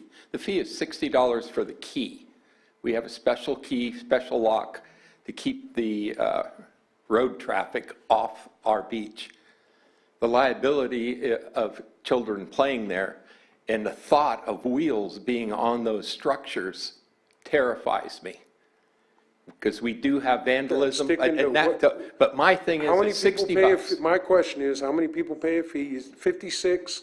No, there's not mentioned. 56 people paying. Okay. Kay will come up and answer exactly who, it's $60. That's what I'm looking for. I'm looking for that answer. I'm not looking for a story. Okay. How many people do you charge to use the property, and how much do you charge them? Nick Summerfield, I'm one of the owners. We don't charge the people. In the original access, everybody was deeded access to the property for recreational use. Okay, now I'm getting to, so now you're saying you don't charge to use the property? There is no charge to use for use. What we do for security's purposes and to keep it beautiful like that is we have a gate, and we actually 2 gates. And so all residents are issued a key each year, and they are required to pay the expense of that So I've key. heard that you guys are charging for a key then. What do you charge for a key to access this property? Is that the question I need to ask? But it's not 56 lots, there's only around 4. Okay, I just, Yeah, it's, I apologize. So I'm sorry. can I get the person who's going to answer my question and not avoid it? I need It's to. $60 a year. We all pay it. And how many folks pay that? 56. That is not correct. Per lot. Okay. Yeah. She's the financial person, but. All right.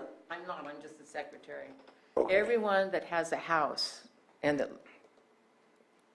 that has a residence in our subdivision, they pay $60 a year for the key.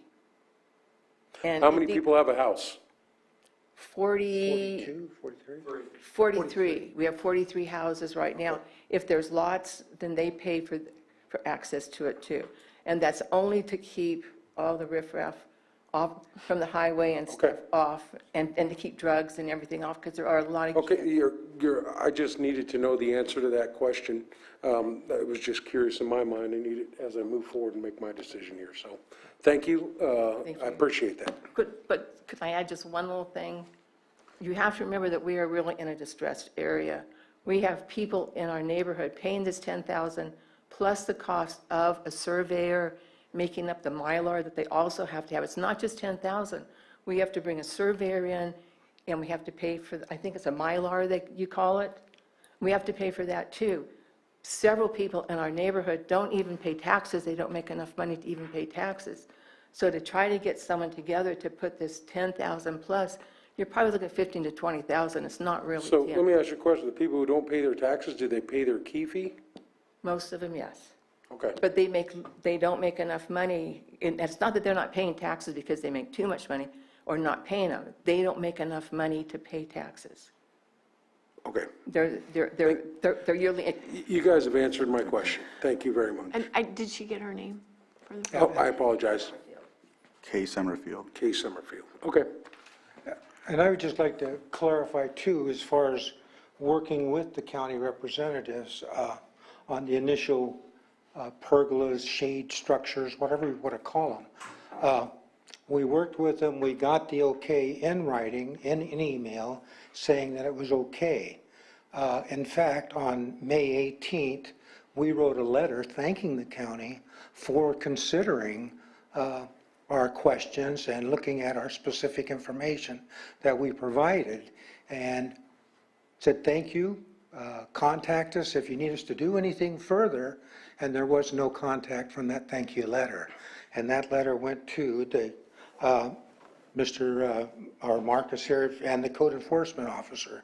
So as the code enforcement, so I think we followed up, and as of the last meeting, we understood that we were to develop options, just to clarify there. So we worked with our representative, prepared an option list asking what was thought of it. Everybody seemed to agree that we were going on the right path. Our major obstacle to the rezoning, which we listed as the $10,000, was the cost to our residents. We are, as Kay mentioned, an economically disadvantaged area. In the if you go by the census tract, or if we do county applications for grants at the state level.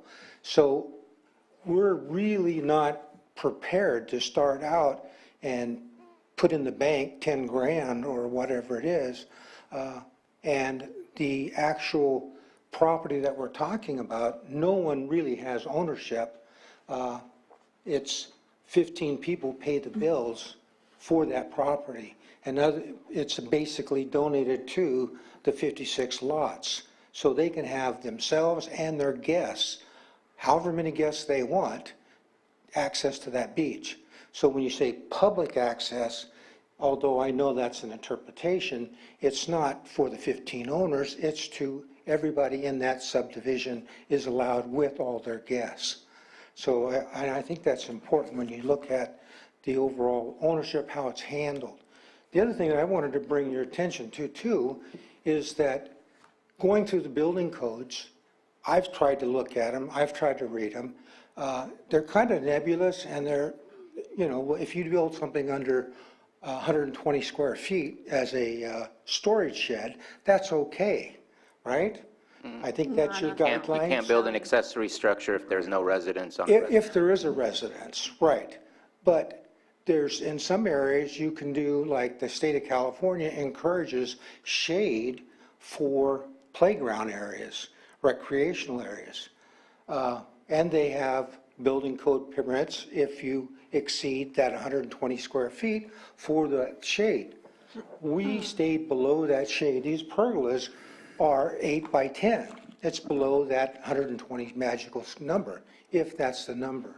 So I think it depends on how you interpret. We heard Marcus interpret. The original interpretation was it's okay, go for it. And we have, again, we had that in writing. So we've been trying to work with and get an applicable solution to this, and we understand that may not meet the letter of what code enforcement is now interpreting. We went with their original interpretation, and we reviewed as many things as we can to keep it consistent.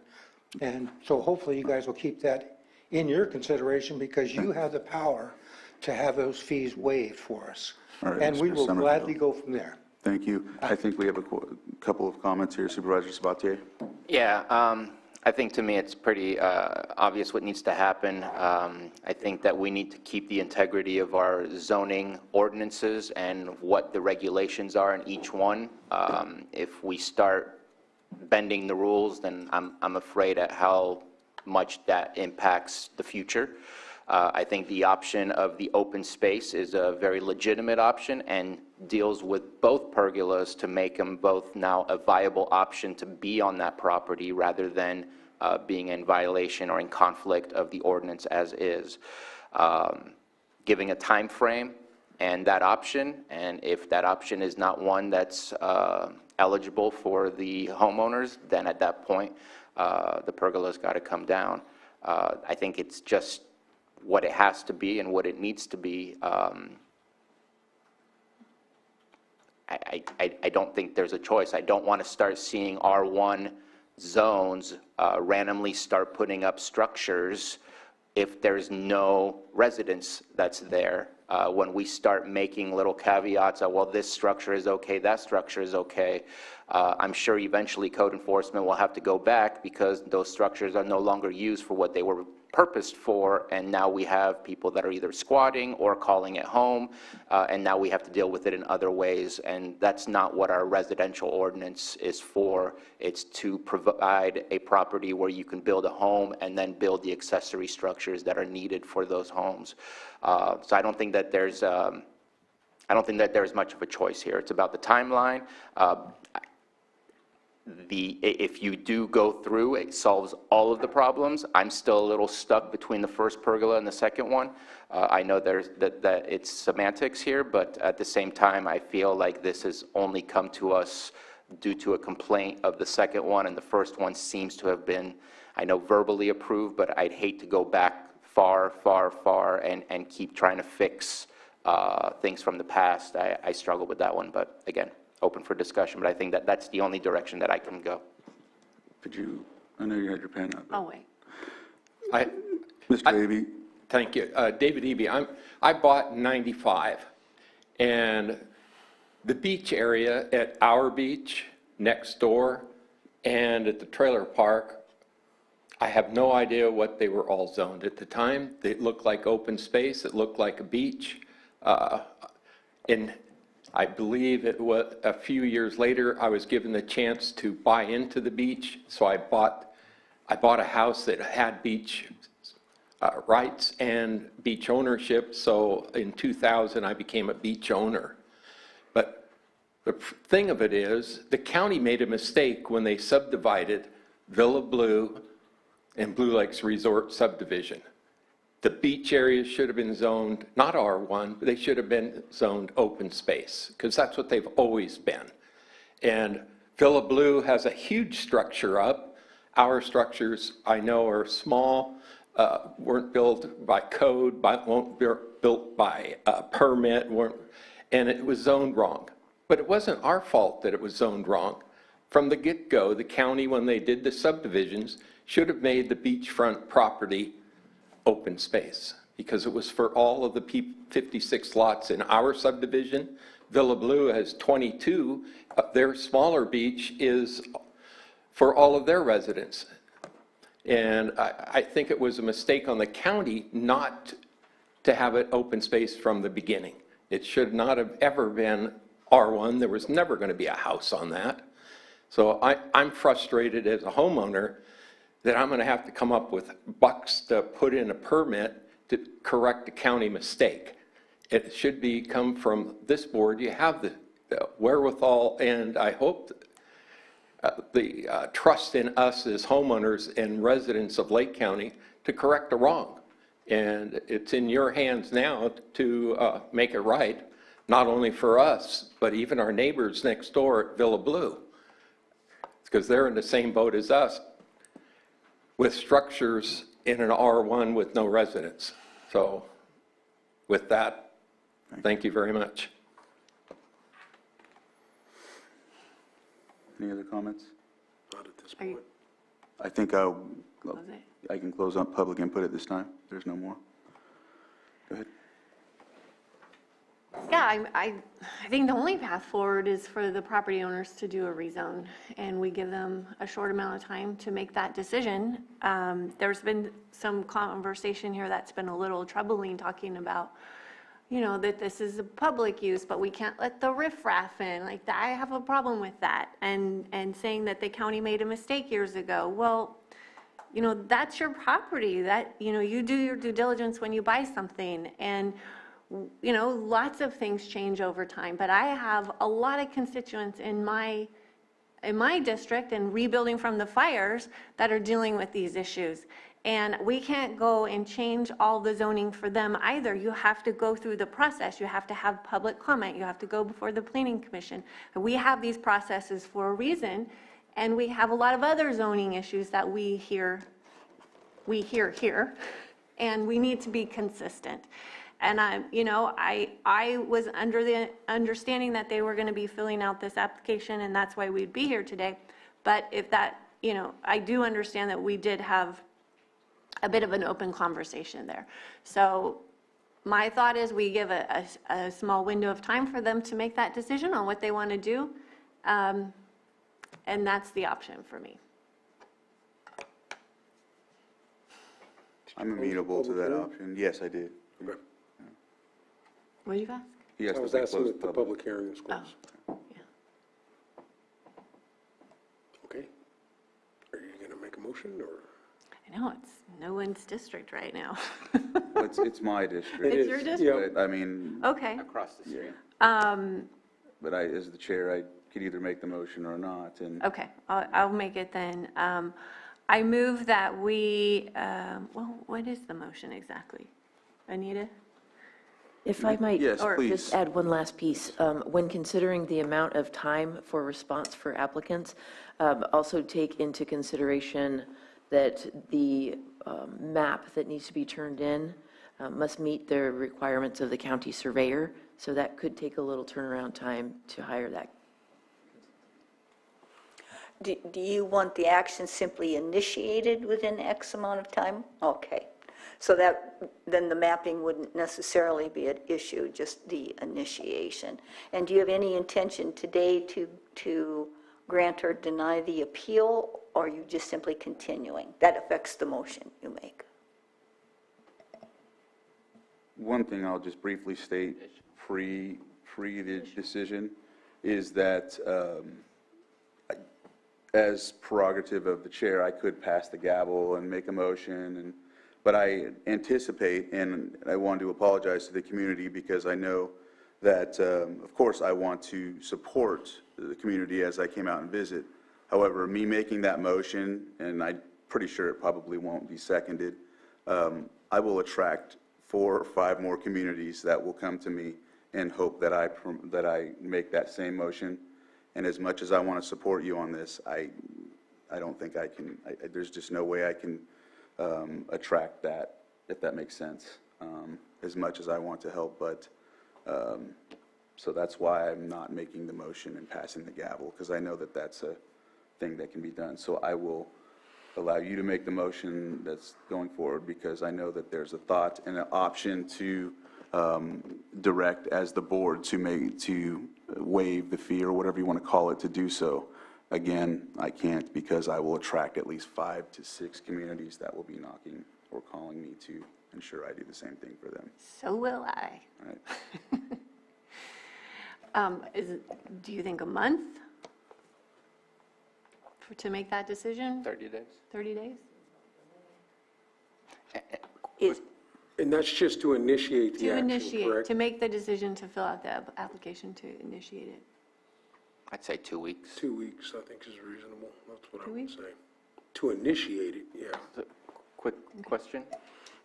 From the planning department, because this will be going through the planning department since it's a rezone, the application can be submitted with the rest of the work that has to come along afterwards, like surveying. Like, they don't need to wait for the survey before they submit the application, right? The map is a required part of the application. So if items, when we receive applications that are insufficient, we can issue an incomplete letter, which stops our time clock. But until we have an application complete enough that it's worth the time to send out for departmental review, we won't move on it. So that would be a stopping point. If it did not include the map, it would get an incomplete letter and it would just sit on our shelf. So what if we, and just hypothetically, said submit an application with proof that a survey has been requested or something along those lines? That way at least it's not an incomplete, fully incomplete, but we're not waiting a year and just sitting on this while we wait for a survey. In community development, a project becomes an actual project when we receive the application and the fee. That would start the file, even if it was incomplete. So by initiate, then your board is going to define that to mean filing the application with the required fee. And then my question is, are we looking at denying the appeal unless the application and fee has been submitted to planning department for the rezone? I would suggest that instead, either that your board deny the appeal, but allow 30 days or whatever amount of time you feel is appropriate to initiate the application, or you can simply just continue it for 2 weeks to learn whether the application has been made, and failing that, then your board will take action on the appeal. Go ahead.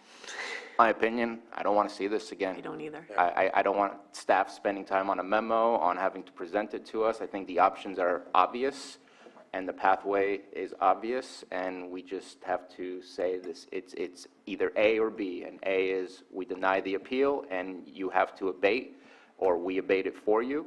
But if within a certain time frame you submit the application, then it is no longer denied, and we'll follow through on the application.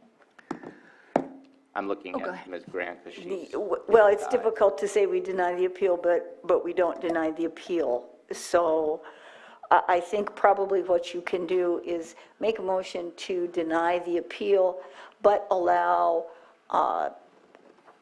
staff to 30 days to work with the property owners to initiate, as you've defined it here, a rezone.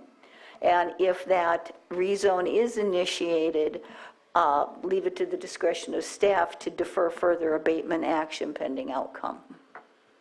Yeah, I just wanted to make the comment that with the information provided on the application, you know, what needs to go in with that, I agree with the 30 days instead of the 2 weeks, obviously. Yeah, and I think $10,000 divided by 56 lots is $178 a lot, and that 30 days gives a little bit more time to kind of wrangle all those property owners and make that decision, so. I think 30 days is better, too. Just a larger context question, because some of these things are definitely not unique as we look around all of our communities. These are things that could be changed when we review our general plan, which is something that potentially will come within the next 5 years, and that can have those, that can have the impact to make those changes similarly, correct? Correct. Okay.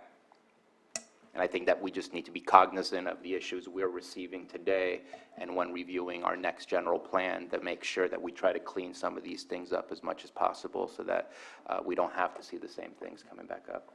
That same sort of change in zoning can take place during an area plan as well. Ms. Grant? I would say that, given concern for possible precedent setting, it is a relatively standard practice of your board to allow for a period of time for a property owner to initiate action to resolve what would otherwise be a nuisance to be abated. So if that's your intention today, you will not be expanding your practice, you'll simply be consistent with it. What's the motion again? I think the motion would be to deny the appeal, but to direct that any action taken in response be deferred for a period of 30 days to allow time for the property owners to make progress in the form of initiating action for a rezone, and by initiating action you mean filing an application with the required fee being submitted to community development. So moved. And so briefly, 30 days, yeah. if I could discuss beforehand, one last thing that I'm not making a connection on the movable structures. Do they have time to make them movable, or how does that work? Or did I miss something on that? I think That's up to the board. Yeah. I think it changes nothing for the current zone that they're in, because you can't store a car on a vacant lot. And as stated by Ms. Turner, that it's not, that even if you brought in your RV, you can't leave it overnight. It's something that you can use for a parking spot for the day, but then you have to take it out. This is more of a permanent thing. I only state that because in discussing with the group, they said that they would make adjustments, so I didn't know if that was still something that they could do while, but... I think it would have to be removed at the end of the day if it was not permanent. All right. Yeah. All right. Second. So I have a motion and a second? Yeah. Did you? No, I was going to second it, but. So I'll call for the vote. All in favor? Aye. Aye. Opposed? Aye. Motion carries 3-1. Mr. Chairman, Yes. I'm sorry to speak from so far. If you can come forward to the microphone briefly. In closed public comments, I'll let you speak briefly. I just have one question. I keep hearing the appropriate fee. Was the appropriate fee $10,000 that needs to go with if we're going to apply for a zoning? I'm just trying to get it so when I go home, I'll be able to not yell at my wife that loud. I'd be happy to help him with an application that has the exact amount on it. Thank you. Thank you. So Deputy Director Turner will work with you on that. Okay. Thank you. And thank you for the information and the staff report. And thank you for coming. Thank you. And so We will now move on to our next item on the agenda, which is 7.2, consideration of the following advisory board appointments: Emergency Medical Care Committee, EMCC, and Lakeport Fire Protection District.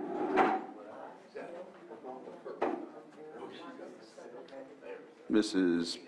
Parker, no, you don't need to. It's, we have one appointment for, Follow you. so I'll pause for a second. Thank you, EJ. We have one appointment for the Emergency Medical Care Committee, which is Edwin Beltran for hospital vacancy, and so, and another for Lakeport Fire Protection District, which is David Brown. And so I will open up to the board. If there's nothing, I'll open it up to public input. Supervisor Sabatier. Just a quick explanation in case people are wondering. Mr. Beltran does show that he lives in Paradise, but he is a representative of Adventist Health and therefore fits the category for membership for the EMCC. All right. Any other comments from the board? If not, I'll open up to public input. And also, I have not heard anything about Mr. Brown and Lakeport Fire District, so I'm hopeful without a representative from District 4 that that is what Lakeport would want. All right, so I don't see anybody in the public, so I'll bring it back to the board for action. And it looks like we'll just do one at a time. We'll start with the EMCC position. Mr. Chair, I move to approve Edwin Beltran to the Emergency Medical Care Committee. Second. So I have a motion and a second. All in favor? Aye. Opposed? Motion carries. Lakeport Fire Protection District Board. All right. I will move to appoint David Brown to the Lakeport Fire Protection District Board. Second. So I have a motion and a second. All in favor? Aye. Aye. Opposed? And motion carries. And so it looks like we have 7.3, which is consideration of proposed agreement for the Spring Valley CSA number 2 Quail Trail Project, bid number SD 22-24. And so with that, it looks like we have Director Harder on board, so I'll go ahead and give the floor to you, sir. Yes, thank you, Chair, members of the board. What you have before you for consideration this morning is the award of the Quail Trail Waterline Project. This is an IRWM 100% grant funded project, and it's actually essentially a continuation of the project and the work that we did out there a few years ago. A few years back when we did some significant water main upgrades out there, there wasn't enough funding within the grant to award this last section on Quail Trail, about 2,000 feet of water main improvement. We went back and sought another second round of funding and have come back with the project. We advertised it. We received 4 bids. Bids were opened in July, and we are recommending that the chair authorize the special district's administrator to execute the contract and award it to Northwest Construction, the low bidder, in the amount of $451,000 and change. Thank you, Director Harder. Any questions from the board? Is there anybody in the public that would like to comment on this item? And I'm looking on Zoom. Not seeing any hands up. I'll bring it back to the board for action, and it's in my district, but if someone can make the motion for me, I'd be grateful. I was really hoping that it was a trail project when I first read through the headline, but recognized that special districts probably wouldn't be working on trails. But definitely a worthy project. Mr. Chair, I move to approve the agreement for the Spring Valley CSA number 2 Quail Trail Project, bid number SD 22-24, for the amount of, let me just put that out there as well, $451,796. And authorize the special district's administrator to sign, please. Add that to my motion, please. Second. So I have a motion and a second. All in favor? Aye. Opposed? Motion carries 4-0. Thank you very much, Director Harder, and we look forward to that project. Thank you. And so it looks like we have covered all of that. We will go to calendars, and so we'll start with Supervisor Simon. Okay, just an update. We had our Risk Reduction Authority meeting yesterday. We're continuing to work on our CMAT implementation as we move forward with the Risk Reduction Authority. We did approve a 6-month budget with the NCO. We're going to have a budget workshop in September to really look at our goals and things that we're going to be working on this year. This year, we're going to look to see if we can get some director or organization contributions from everybody that's involved. So, you know, we're making headway. Also, another big conversation is the CWPP, the rollout, and we're looking at those things. I know we'll be presenting some of that stuff here in the future and looking how to do that, both from government organizations and community, to make sure everybody has input on that. And we're getting those things hopefully set up for in the next couple of months. So as that happens, we'll be reaching out to everyone. Obviously, there are a lot of grants out there. We're still in a challenge. I'll let Supervisor Pyska talk about some big ones that are coming up, and some of the stuff that's out there is brand new. So trying to understand the intention and what's available to us, there's a lot of work and collaboration that's going to need to be done. But we're going to, you know, I'll let Supervisor Pyska talk about that. Board of Supervisors today. Tomorrow, have a meeting at 10 a.m., OPR Lake County North Coast Resource Partnership. We have that at 10 a.m. tomorrow. Supervisor Pyska will be on that. I think you're scheduled to be on that with me and some other folks looking at other grant funding. Tomorrow afternoon, too, is the SGC Climate Action Collaboration Grant. I'll let Supervisor Pyska talk about that. Thursday morning, there's the Best Fit Grant meeting happening, and then Thursday afternoon I have the State Board of Fire Services. Not sure if I'm going to be traveling to Sacramento or if I can call in. I'm going to get that worked out on which one that happens. And then Friday morning have the CAO meeting, and then the staff tree meeting on that. I do want to talk about an event that happened, and it happens every year. It's been happening, obviously, for thousands of years for the tribal people around the lake and our community tribes, that the Tule Boat Festival happened this weekend. And Big Valley keeps that alive, coordinates with all the tribes and everything, and it's a 4-day event that really, you know, just goes back to our cultural roots and everything, and it's a powerful time for us, and I just want to thank them for doing that and all the participation of the tribes from the youth and those folks. So there's racing, a lot of other things that happen with that, but building that Tule boat every year for each tribe, you know, in our competition to do that, it's just taking us back to our roots. So I want to highlight that. I think that's, you know, when we talk about tourism and other things, the cultural tourism here in Lake County is something we need to continue to build on also, and I appreciate the TID and, you know, the county recognizing that. So I just wanted to say that, and I know obviously that's where you get your fry bread every year, so that makes you know, it all worth it. But you know, it was a great community event, and it happens each year. So I just, you know, that'll go on for the end of time. I just want to thank them for that. So and then be back here on Tuesday for next week's meeting. Excellent. Supervisor Sabatier? We'll need to plant more tules to make sure that that can go on into perpetuity. Yeah. So our meeting obviously will be ending sooner than 5 p.m. today, so I'll have some time to continue working on the database program I've been working on for code enforcement, checking in with IT and see what I can continue working on. Tomorrow I'll be meeting with our Ag Commissioner and Farm Bureau. Thursday, IFT meeting, EMCC meeting, and then detox discussion with our behavioral health director, and I'm sure others will be there, but I was invited for that. And then continuum of care, finishing that off with a Clear Lake City Council, and of course my judge's breakfast every Thursday. I have Lake County Housing Committee for Friday, and a whole bunch in between to catch up on things. I'm hopeful that I can bring what I want to on the 23rd agenda, or else it's going to have to wait till later. But hitting some snags on that. I do have a, and then we'll be back on the 23rd.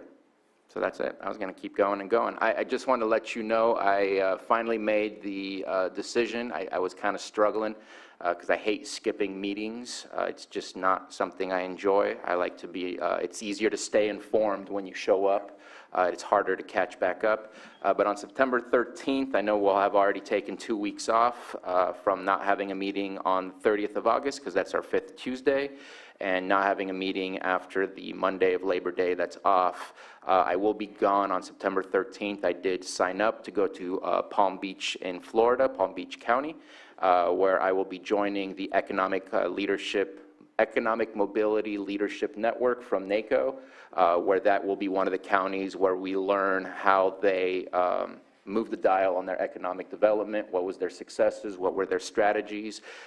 Talking about it and studying about it is one thing, but starting to see it and speaking to the people who made it happen, hopefully that will be a lot more engaging and a lot more informational than just looking at a screen and getting that information. So I will be gone from the 13th to the 15th. I was hoping I could take a flight later in the afternoon and make our meeting on the 13th, but that is absolutely not possible because there's no direct flights straight to Palm Beach. So just wanted to inform you that I will not be there, but that is it for my reports. Hurricane season. Vice Chair Pyska. Thanks. Yeah, that wasn't good to say. So the last week and this week, I have a lot of meetings revolving our trees. But one thing that happened Friday, I got to meet with Supervisor Haschek from Mendocino and Supervisor Dillon from Napa. They're both moving forward with emergencies, to declare their own emergencies for tree mortality so that we can consolidate our asks. And so that was a really great discussion that we had. They have very strong RCDs, like our conversation earlier, so they're able to kind of hopefully leverage that support. We have other networks that we're building out here in our county for those kind of grants, and I do want to share huge news that was delivered to us yesterday at the Risk Reduction Authority through our Best Fits grants. $17 million has been brought in the last year, since 2021. Through just that group of our organizations coming together monthly and discussing which grants are a best fit for which organization and how we can all rally around them and support them and get them across the finish line. So I just want to share that huge success. That does not include our home hardening grant, which is going to be $22 million. So this work is really significant. We spent a lot of time laying that foundation and building that structure, and we're really starting to reap the benefits. So I'm just really excited. I'm really proud of that, and this partnership that we're building, it is successful. And so when we start to have that those conversations next month about building our budget out for the Risk Reduction Authority, we can really lean on to those successes. So I'm excited. That was huge, and I was not expecting that. I think that's the biggest thing from that. Yeah. So yeah, tomorrow we're going to have that ORP meeting with Terry Logston set that up. So I'm really excited about that. I'm going out to visit Bottle Rock Farms. I am going to be meeting a consultant, a geothermal consultant, later in the afternoon. And then we have our Climate Action Collaborative Grant meeting, and that is, that's the grant that we're hiring through the admin department, an outside grant writer to, it's just this really massive, complicated grant that's due in October. But the intent is that we develop our climate action plan countywide, including all of our governments. So that's a huge project. We're having weekly meetings on that. Thursday morning, home hardening field training. This is a really big deal. This is actually happening most of the week. So Thursday is the morning that we're going to go out and do the site visits and learn, what the home assessment is going to be like. The determining, there's a few pilot homes that have already been selected. The deadline to hear on that funding's been pushed back a bit. We were expecting to be swinging hammers this year, but it's probably going to be maybe beginning of winter before we hear back from FEMA. So that's unfortunate, but it does give us a little bit more time to plan because this project needs a lot of planning. We've been doing great, having a lot of weekly meetings, but this whole week, OES is in town and working through all those requirements. So NCO has got a full week of, out in the field with that support staff. I have the AAA governing board meeting on Thursday, but I've been waiting for this dental appointment since May. I cannot cancel it. So are you? I'll be there. Okay, thanks. And then you have the COC, right? You took that over because that was my second thing that was going to conflict with that appointment. And then you get out of the treasure chest at the dental office goes to EJ. Okay, I will share. End of the year swim barbecue for the channel cats. I'll be able to get a little bit of that before I have to go to the Cawberry Council. Friday, we have our tree mortality task force meeting. Then we have our staff tree meeting. And I think we were also going to have a meeting with the Canocti Fire Safe Council. Is that going to be separate or is that part of the staff tree meeting? Okay, that's what I thought. And then I'm having another call with Supervisor Dillon at 1 o'clock. And Saturday and Sunday, I actually don't have anything on the calendar. Then I'll be meeting with CAO Parker on Monday and then back on Tuesday. All right. And I'm going to need a breather after this week. The Cobbler Festival? The Cobbler Festival is on the 27th. So it's not this weekend, it's the following weekend. And I hope you guys come. It's going to be super fun. There's a dinner the night before, so tickets are on sale for that. And that's the night of the 26th, and then the 27th is the festival all day at the Mountain Meadow Golf Course, which used to be Black Rock. Sounds delicious.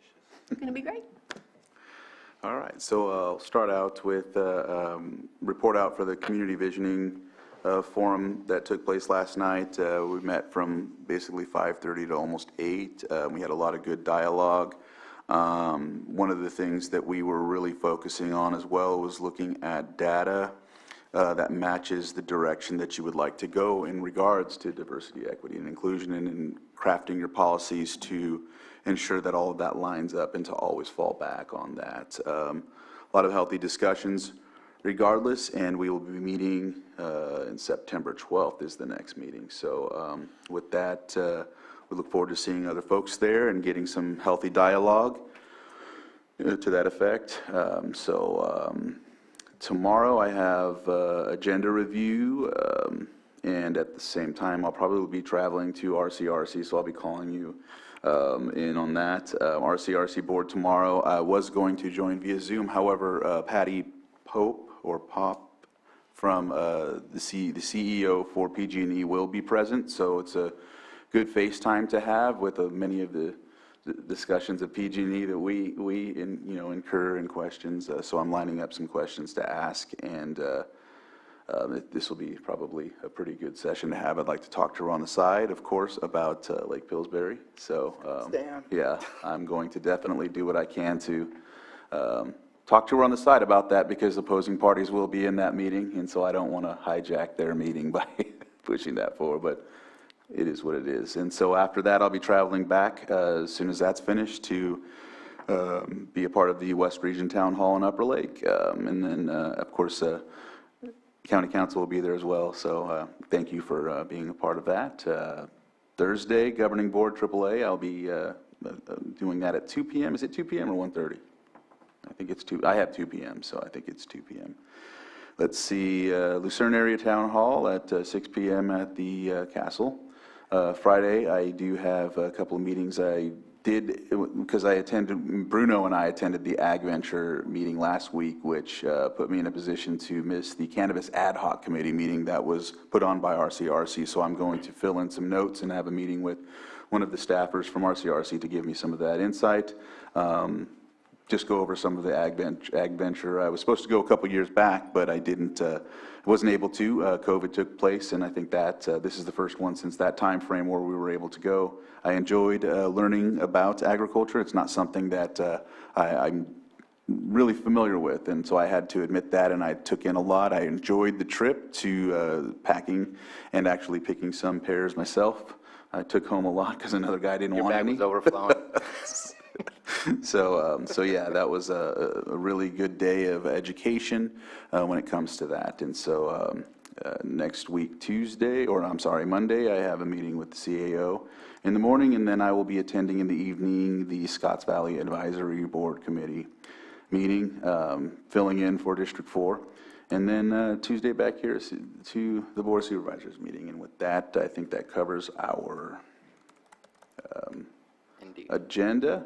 We do have the extra item that we voted on to discuss, and that, of course, is what I go to B, 4.1B, consideration of appointment of interim community development department director. And so with that, we will go into closed session.